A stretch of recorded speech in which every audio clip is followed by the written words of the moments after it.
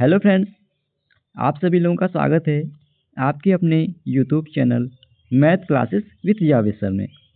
तो फ्रेंड्स, आज हम डिस्कस करेंगे 3 मार्च 2025 के मोस्ट इम्पॉर्टेंट करंट अफेयर्स के क्वेश्चन को। तो आप इस पूरे सेशन को लास्ट तक जरूर देखिएगा। और अगर आप हमारे वीडियो को पहली बार देख रहे हैं तो चैनल को सब्सक्राइब करना ना भूलें, ताकि हमारे द्वारा कुछ भी अपडेट किया जाए उसका नोटिफिकेशन आपको सबसे पहले मिल सके। और इस वीडियो का पीडीएफ आपको हमारे टेलीग्राम चैनल पे मिल जाएगा, जिसका लिंक वीडियो के डिस्क्रिप्शन में दिया गया है। आप उसे वहां से इजीली डाउनलोड कर सकते हैं। तो चलिए आज के सेशन को करते हैं स्टार्ट। तो सेशन को स्टार्ट करने से पहले हम लोग पिछले दिन के करंट अफेयर्स का क्विक रिवीजन कर लेते हैं। तो कल तो फ्रेंड्स संडे था, कल हम लोगों ने वीकली करंट अफेयर्स का रिवीजन किया था। तो 28 फरवरी के करंट अफेयर्स का क्विक रिवीजन कर लेते हैं, जिसमें पहला प्रश्न है, सेबी के 11वें अध्यक्ष के रूप में किसे नियुक्त किया गया है? तो इन कांता पांडे को नियुक्त किया गया है। हाल ही में किसे रतन टाटा एंडोमेंट फाउंडेशन का अध्यक्ष नियुक्त किया गया है? वो वी चंद्रशेखरन को नियुक्त किया गया है। स्वदेशी रूप से विकसित नौसेना anti ship missile short range का सफल परीक्षण किस संगठन ने किया है? तो इसका सफल परीक्षण DRDO और भारतीय नौसेना के द्वारा किया गया। फरवरी 2025 में किस स्पेस एजेंसी द्वारा पंच मिशन लॉन्च किया गया है? तो इसे नासा के द्वारा लॉन्च किया गया। किस देश ने चाइना सैट 10R उपग्रह का सफल परीक्षण किया है? तो इसका सफल परीक्षण चीन ने किया। हाल ही में हेरत फेस्टिवल कहाँ मनाया गया है? तो यह फेस्टिवल जम्मू और कश्मीर में मनाया गया। हाल ही में चर्चा में रहा इडुक्की वन्यजीव अभ्यारण्य किस राज्य में स्थित है? तो यह अभ्यारण्य केरल राज्य में स्थित है। हाल ही में राष्ट्रीय विज्ञान दिवस या नेशनल साइंस डे कब मनाया गया है? तो यह दिवस 28 फरवरी को मनाया गया। हाल ही में किसे यूनिलीवर के CEO के रूप में नियुक्त किया गया है? तो फर्नांडो फर्नांडिस को यूनिलीवर के CEO के रूप में नियुक्त किया गया। अब चलिए हम लोग आज के सेशन को कवर कर लेते हैं, जिसमें आज का पहला प्रश्न है, भारतकालीन कॉन्फ्रेंस 2025 कहाँ आयोजित की गई थी? तो यह महाराष्ट्र की राजधानी मुंबई में आयोजित की गई थी, यानी बी ऑप्शन सही हो जाएगा। आइए क्वेश्चन से रिलेटेड इंपॉर्टेंट पॉइंट कवर कर लेते हैं। तो फ्रेंड्स, केंद्रीय वाणिज्य और उद्योग मंत्री पीयूष गोयल ने मुंबई में भारतकालीन कॉन्फ्रेंस 2025 का उन्होंने उद्घाटन किया है। और इस कार्यक्रम का आयोजन friends IMC chamber of commerce and industry द्वारा किया गया। और इसके विषय की बात करें तो विकासशील भारत 2047 का मार्ग सभी के लिए समृद्धि की ओर, यह इसका विषय था। और इसका उद्देश्य था फ्रेंड्स वैश्विक आर्थिक विकास में भारत की महत्वपूर्ण भूमिका को उजागर करना और 2047 तक देश को शीर्ष निवेश गंतव्य के रूप में स्थापित करना, इसका उद्देश्य था। अच्छा फ्रेंड्स, क्वेश्चन हमारा महाराष्ट्र की राजधानी मुंबई से रिलेटेड था। तो हम लोग मुंबई से संबंधित कुछ महत्वपूर्ण करंट अफेयर्स का रिवीजन कर लेते हैं। तो फ्रेंड्स, भारत का पहला अपतटीय हवाई अड्डा मुंबई के निकट बधवन बंदरगाह के पास एक कृत्रिम द्वीप पर बनाया जाएगा। मुंबई के पूर्व कप्तान और चयनकर्ता मिलिंद रेगे का 76 वर्ष की उम्र में दिल का दौरा पड़ने से उनका निधन हो गया। भारत का पहला रेलवे स्टेशन जिसे पूरी तरह से महिलाएं चलाती हैं, वह मुंबई का माटुंगा रेलवे स्टेशन है। PM मोदी ने भारतीय कौशल संस्थान का उद्घाटन मुंबई में किया है। मुंबई की 16 वर्षीय जिया राय इंग्लिश चैनल को पार करने वाली दुनिया की सबसे कम उम्र की और सबसे तेज पैरा तैराक बनी है। देश के पहले CSIR मेगा इनोवेशन कॉम्प्लेक्स का उद्घाटन मुंबई में किया गया। रणजी ट्रॉफी 2023-24 का खिताब विदर्भ को हराकर मुंबई ने जीता। ईरानी कप 2024 का खिताब शेष भारत को हराकर मुंबई ने जीता। भारत का पहला अंडर वाटर म्यूजियम और आर्टिफिशियल रीफ, यह मुंबई में बनाया जाएगा। PM मोदी ने मुंबई में भारत की सबसे लंबी और बड़ी शहरी सुरंग परियोजना की नींव रखी। इस सुरंग की लंबाई 11.8 किलोमीटर है।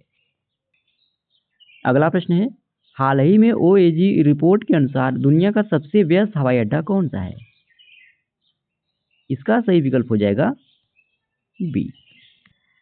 तो फ्रेंड्स, फरवरी 2025 में ल्यूटन यूनाइटेड किंगडम यानी UK में स्थित ऑफिशियल एयरलाइन गाइड ने अपनी नवीनतम रिपोर्ट जारी की है।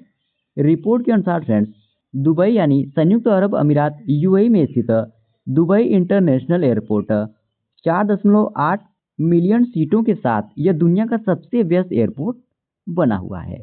जबकि फ्रेंड्स, नई दिल्ली में स्थित इंदिरा गांधी इंटरनेशनल एयरपोर्ट नामक दिल्ली एयरपोर्ट, यह फ्रेंड्स फरवरी 2025 तक वैश्विक स्तर पर शीर्ष 10 सबसे व्यस्त हवाई अड्डों में 8वें स्थान पर है।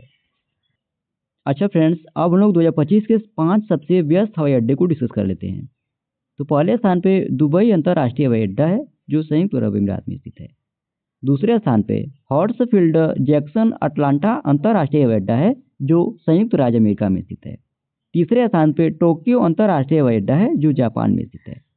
वहीं चौथे स्थान पे शंघाई पुडोंग अंतर्राष्ट्रीय हवाई अड्डा है जो चीन में स्थित है। पांचवें स्थान पे लंदन हिथ्रो हवाई अड्डा है जो यूनाइटेड किंगडम यानी यूके में स्थित है।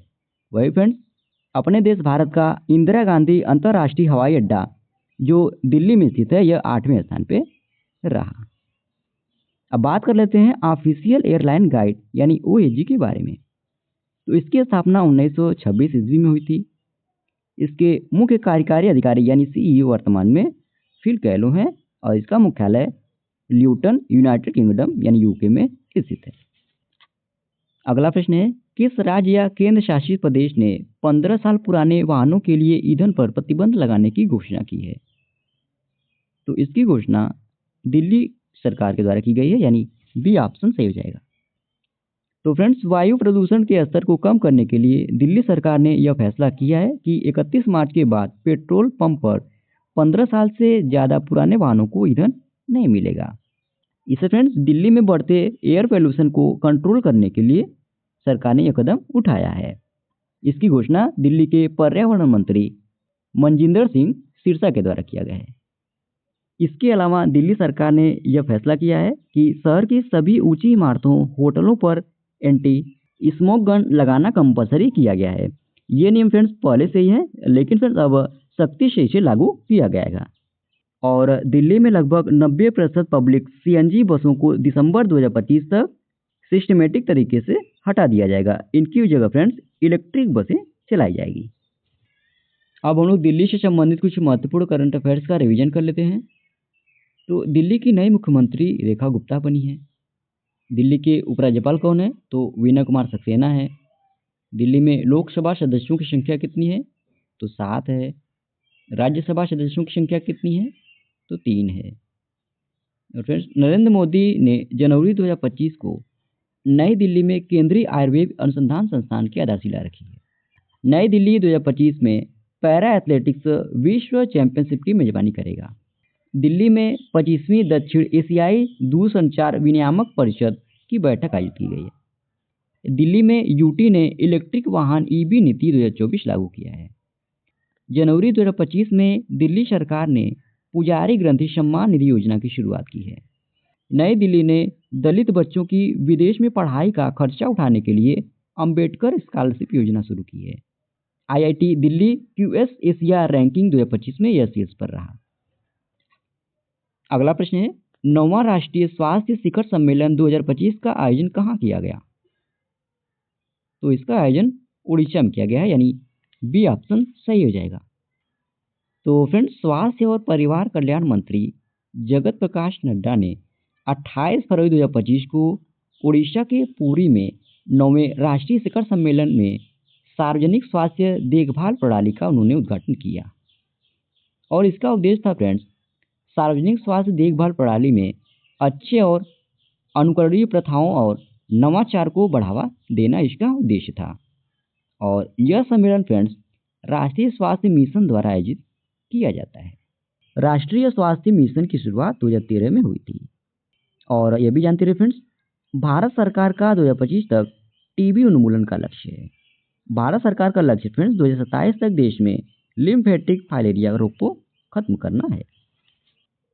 अब हम लोग कुछ प्रमुख शिखर सम्मेलन को डिस्कस कर लेते हैं। तो विश्व सरकार शिखर सम्मेलन का आयोजन दुबई में किया गया। पहला बिम्स्टेक युवा शिखर सम्मेलन 2025 का आयोजन गुजरात की राजधानी गांधीनगर में किया गया। भारत पहली बार अंतर्राष्ट्रीय प्रशासनिक विज्ञान संस्थान के वार्षिक सम्मेलन का आयोजन नई दिल्ली में किया है। उदयपुर में दूसरा अखिल भारतीय राज्य जल मंत्रियों का सम्मेलन 2025 में आयोजित किया गया। नो मनी फॉर टेरर विषय पर चौथे मंत्री स्तरीय सम्मेलन 2025 की मेजबानी जर्मनी ने की है। विश्व स्वास्थ्य शिखर सम्मेलन 2025 का आयोजन 12 से 14 अक्टूबर को जर्मनी के बर्लिन में ऑनलाइन किया जाएगा। नाटो शिखर सम्मेलन यह 24 से 25 जून 2025 तक नीदरलैंड के हेग में किया जाएगा।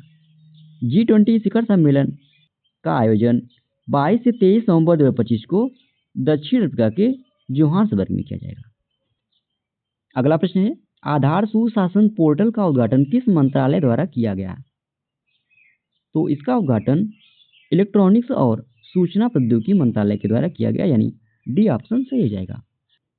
तो फ्रेंड्स, डिजिटल इंडिया पहल को और अधिक प्रभावशाली बनाने के उद्देश्य से इलेक्ट्रॉनिक्स और सूचना प्रौद्योगिकी मंत्रालय ने आधार सुशासन पोर्टल लॉन्च किया है।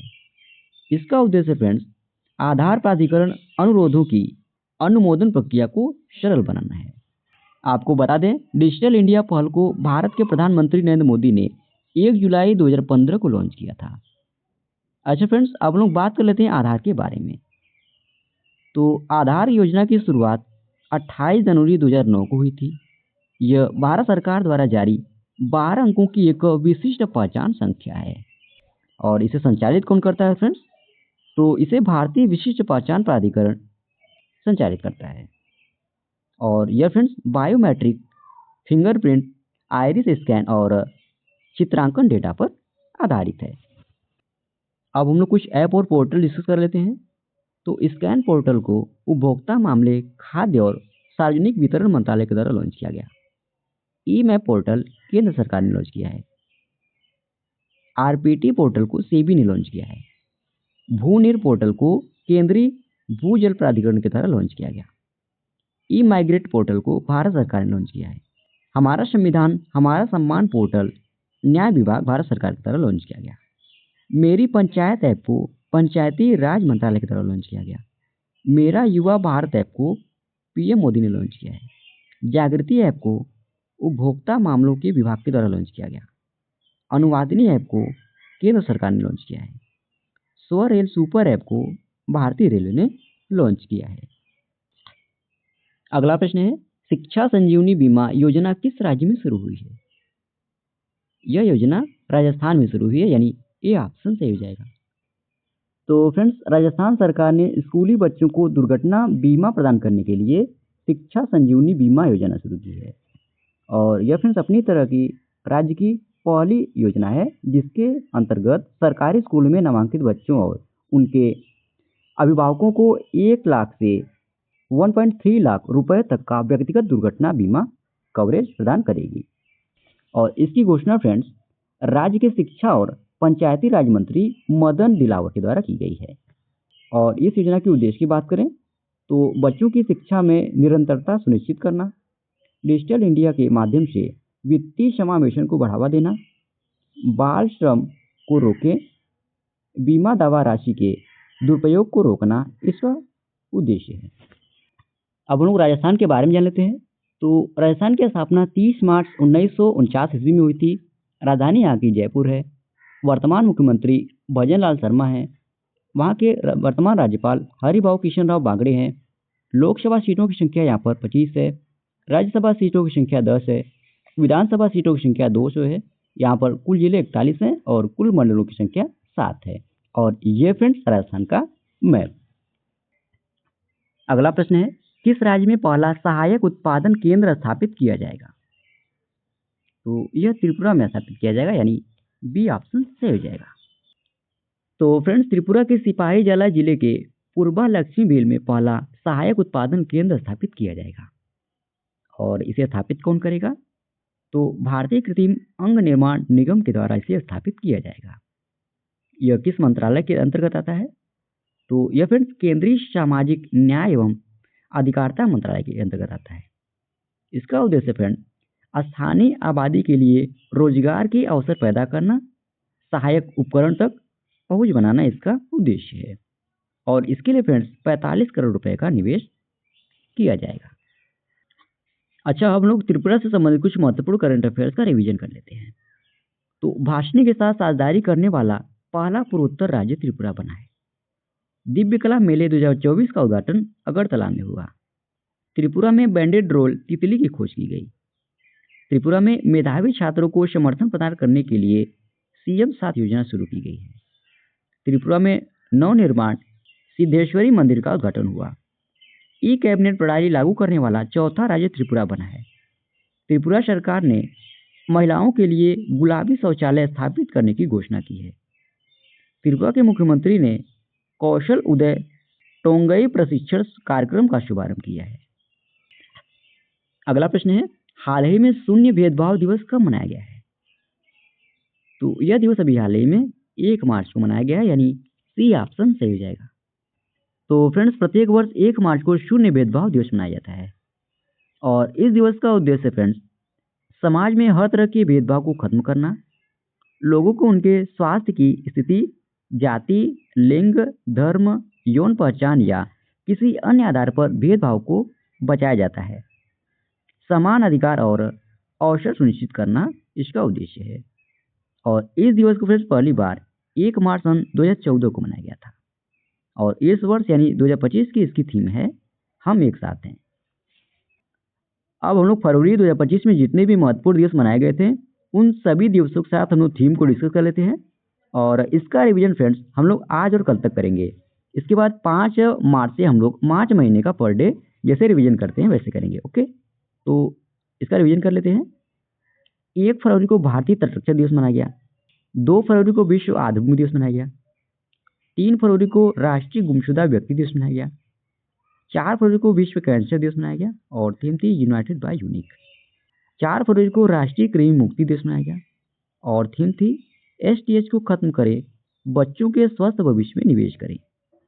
10 फरवरी को विश्व दलहन दिवस मनाया गया और थीम थी दालें कृषि खाद्य प्रणालियों में विविधता लाना। 11 फरवरी को अंतर्राष्ट्रीय महिला एवं बालिका विज्ञान दिवस मनाया गया।